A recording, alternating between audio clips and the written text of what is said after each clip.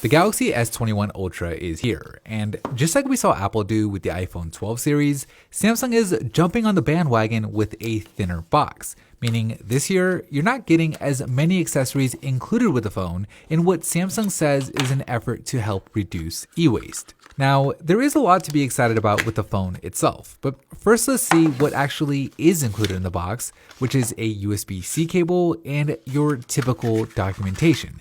And that is it. There are no headphones included, and there isn't a charging brick that you can plug into the wall. But here is the phone itself. We got it in the Phantom Black color, and I've got to say, I really like how this phone looks. We've seen matte black phones before, but this is by far the darkest matte black I have ever seen. Now, the rear panel itself is made out of glass, but the camera housing here is made from metal, and it actually wraps around from the edge of the phone, giving it a much more seamless look than last year's S20 Ultra, where the camera hub on that phone just always looked out of place. So we'll go ahead and remove the many layers of plastic that Samsung always puts on their phones and turn the device on. And while we wait for it to power up, let's talk about the camera, because just by looking at the design, you can tell that that's the big story. You have not 3, but 4 different cameras on this thing. Now, the top one is your 0.5x ultra-wide camera. The middle is your standard 1x at a whopping 108 megapixel resolution.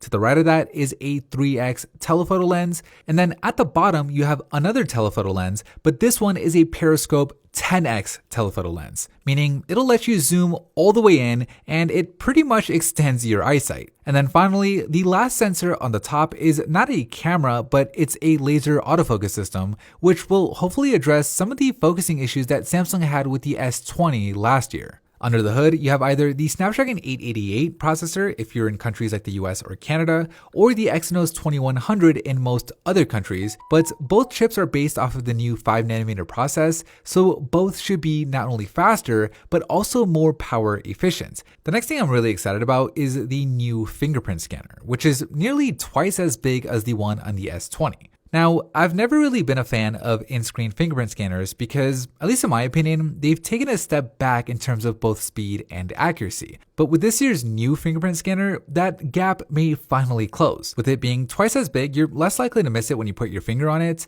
It captures twice the amount of data, so it's more accurate, and they even made it 50% faster. Now, it's not all good news with the phone though. Just like with the box, Samsung did remove a couple of features. There's no longer an expandable micro SD slot, so you just have a SIM tray here now. And Samsung also removed MST from the phone, which was the feature where you could pay with your phone even at places that didn't accept Apple Pay or Google Pay. And then last thing worth mentioning with the S21 Ultra is it gets a new display, which Samsung says is up to 16% more efficient than last year's. And when you couple that with the adaptive refresh rate, which changes from 48 Hz all the way up to 120 Hz, you extend battery life even more. So this phone looks like a solid upgrade over last year's S20 Ultra, and it looks like it'll be a strong competitor to the iPhone 12 Pro Max, a phone that is currently sitting not only at the top of our speed test and drop test rankings, but it ranks number 3 overall in our battery test rankings. So I'm really excited to see how the S21 Ultra is going to stack up.